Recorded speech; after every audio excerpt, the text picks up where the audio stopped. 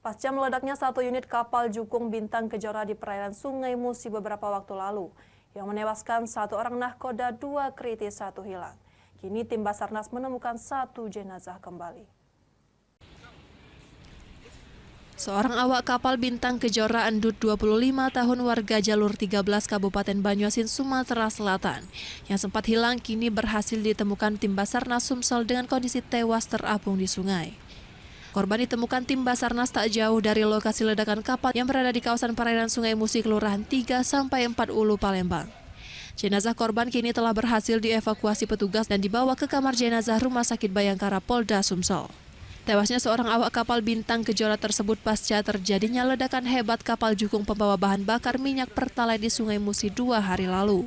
Pencarian hari kedua, korban atas nama Endut umur 25 tahun.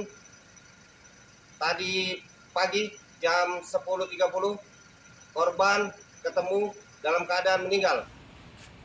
Dalam insiden meledaknya kapal Jukung tersebut, kini korban jiwa telah bertambah menjadi 2 orang. Untuk 2 korban ABK lainnya kini masih dalam perawatan akibat luka bakar yang dialaminya. Dari Palembang, Muhammad David, iNews melaporkan.